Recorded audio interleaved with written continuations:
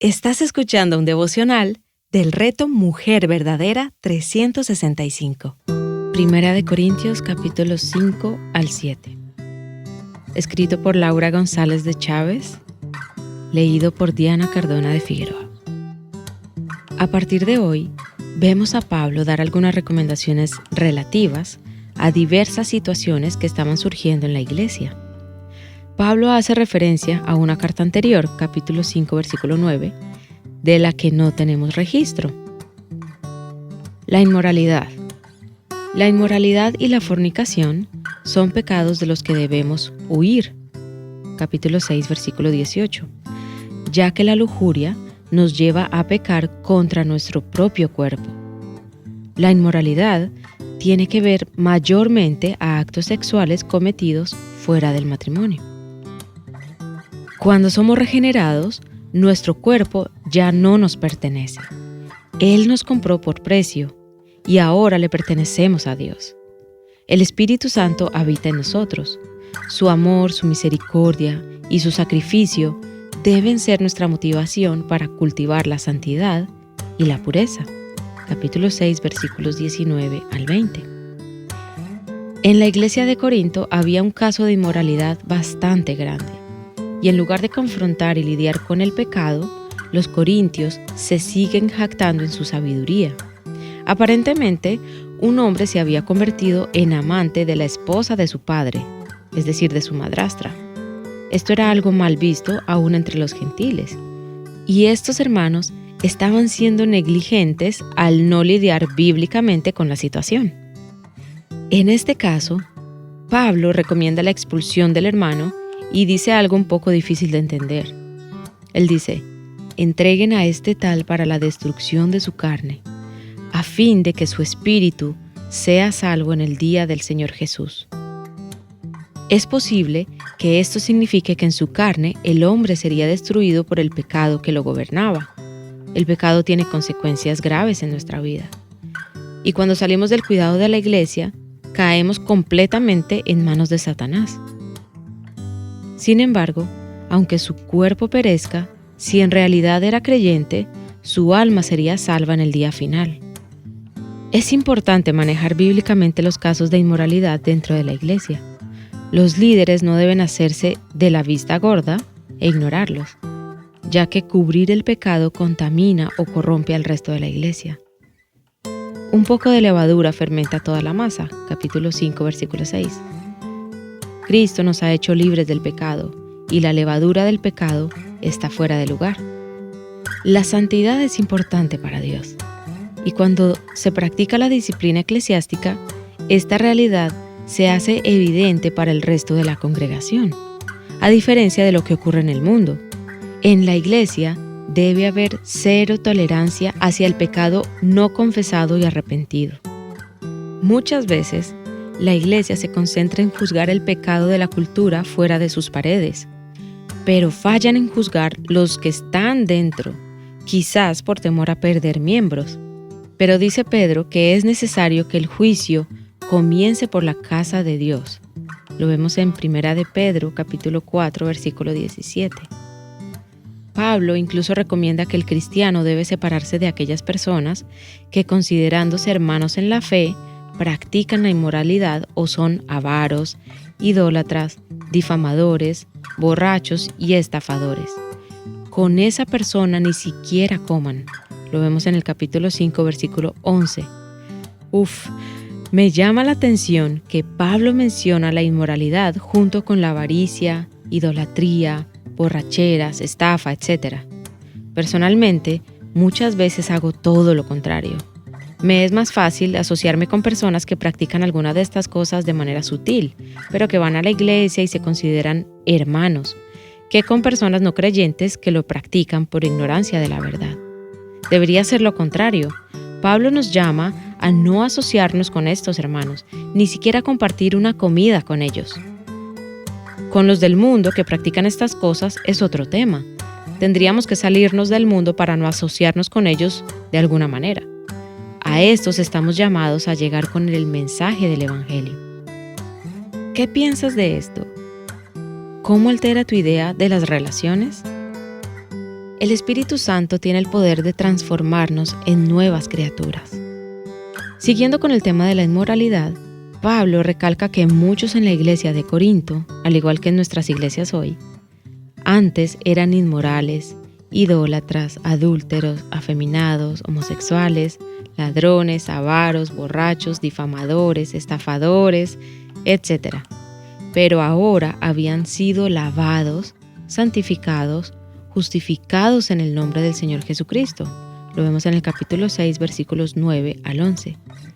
Cuando el Espíritu de Dios viene a morar en nosotros, nos convertimos en nuevas criaturas. Lo vemos en 2 Corintios capítulo 5, versículo 17. Ya no somos lo que éramos antes. Nuestros deseos carnales ya no nos deben dominar. Ahora son simplemente parte de nuestro pasado antes de conocer a Jesucristo. Ahora tenemos el Espíritu de Dios, el Espíritu que levantó a Jesucristo de entre los muertos, viviendo en nosotros.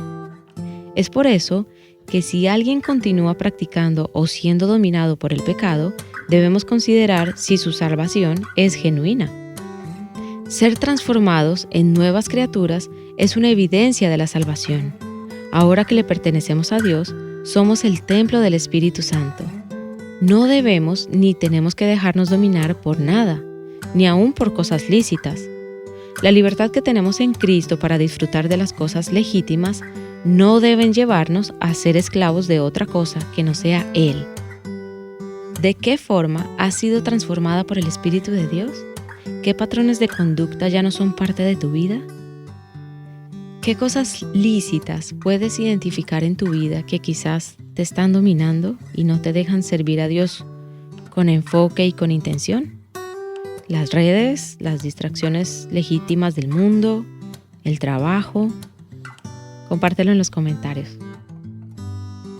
El cristiano y los litigios. Aparentemente había litigios entre hermanos y Pablo les llama la atención. Primero que todo, ¿por qué hay litigios? Esto trae bastante convicción en los tiempos que vivimos, donde todos tratamos de hacer valer nuestros derechos y ganar argumentos, llegando hasta las últimas consecuencias para lograrlo, aunque esto signifique comprometer nuestro testimonio cristiano. Pablo les recomienda un camino mejor. Primero, no cometan injusticia contra los hermanos. En otras palabras, compórtense como están llamados a hacerlo como cristianos y no den mal testimonio a los de afuera. Segundo, si sufren injusticia, elijan no devolver mal por mal. Tercero, si hay conflictos, no vayan a juicio delante de inconversos. Mejor busquen un hermano que les ayude a resolver entre ustedes. Si nosotros sabremos de juzgar el mundo, ¿cómo no podremos ser capaces de juzgar entre asuntos pequeños de esta tierra? Cuarto, elijan mejor ser defraudados o injuriados que entrar en litigios con un hermano en la fe. El matrimonio. Cuando leemos el capítulo 7, nos podemos dar cuenta de que Pablo era un defensor de la soltería. Parecería que solamente recomendaba el matrimonio en casos de falta de dominio propio, para no caer en inmoralidad. Capítulo 7, versículos 2 al 9. Su vida estaba consagrada a servir a Dios y aparentemente tenía el dominio propio suficiente para vivir de esta forma. No veía el matrimonio como algo imprescindible. Pablo consideraba que el matrimonio podía hacer que tuviéramos intereses divididos, ya que gran parte de la vida se iría en servir al cónyuge y a la familia, y se le dificulta servir a Dios con total entrega. Lo vemos en el capítulo 7, versículos 32 al 34. Sin embargo, esto no quiere decir que Pablo no valorara el matrimonio. En otras partes de la Escritura, él habla del misterio que es el matrimonio y cómo es un reflejo de la relación entre Cristo y su iglesia. Esto lo vemos en Efesios capítulo 5, versículos 22 al 32. Es precisamente por cosas como estas que no podemos hacer doctrinas o adoptar posturas desde un solo versículo, sino que hay que ir a todo el consejo de Dios. Aquí hay algunas enseñanzas que encontramos en el capítulo 7.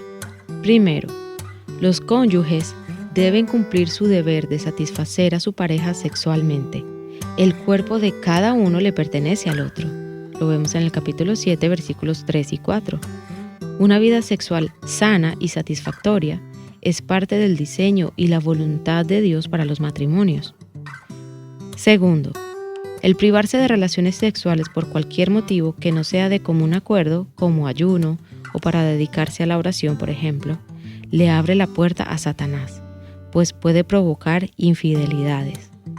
Capítulo 7, versículo 5. El no satisfacer las necesidades sexuales de los cónyuges dentro del matrimonio pudiera abrir una puerta para la tentación del adulterio. Tercero, tanto el matrimonio como la soltería son un don o charis de Dios. La soltería no es una maldición, ni el matrimonio tampoco. Y la soltería no es nuestra identidad, ni lo es el matrimonio. Son dones, regalos para ser recibidos, aceptados, abrazados y disfrutados. Esto lo vemos en el capítulo 7, versículo 7. Cuarto, los solteros y viudas deben casarse si no tienen dominio propio. Esto lo vemos en el capítulo 7, versículo 8. Quinto, los casados no deben dejar a su cónyuge por ningún motivo y deben permanecer con su cónyuge no creyente y no abandonarlo si éste consiente en vivir con él o con ella. Sexto, si el cónyuge no creyente desea separarse de su pareja creyente, este hermano o hermana está libre. No está claro si puede casarse de nuevo. Pablo parece indicar que el cónyuge creyente es una influencia importante para el evangelio en medio de una familia. Esto lo vemos en el capítulo 7, versículos 12 al 16. El ejemplo y testimonio de este cónyuge, padre o madre cristiana, puede ser el canal que Dios use para revelar a Cristo. Séptimo, Pablo consideraba que era mejor no casarse. En mi opinión, no estaba juzgando por su propia condición, pero cada cual debía hacerlo como Dios le dirigiera. No había pecado en casarse o en permanecer soltero. Lo que sí es importante entender es que todo en este mundo es pasajero, incluyendo el matrimonio, las tristezas, los gozos. Todo debemos tenerlo con manos abiertas. No debemos aferrarnos a nada. Capítulo 7, versículo 29 al 31. Octavo, la mujer está ligada a su esposo mientras éste vive, pero si muere, puede casarse de nuevo. Capítulo 7, versículo 39. Andemos todos en la voluntad de Dios. Ya seamos casados o solteros, libres o esclavos, o en cualquier situación que nos encontremos, lo importante es aceptar su voluntad y andar en ella con contentamiento. Hemos sido comprados por precio y le pertenecemos a Dios. Pablo incluso les habla a los esclavos de esa época. Si puedes obtener tu libertad, bien, pero si no, no te preocupes.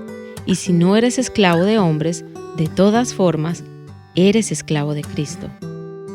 De algo o alguien seremos esclavos. Procuremos solo ser esclavas de Cristo. Nuestra circunstancia o situación terrenal es irrelevante. Todos somos suyos, y de este lado del cielo todo es pasajero. Dice la palabra en 2 de Corintios, capítulo 4, versículos 17 y 18.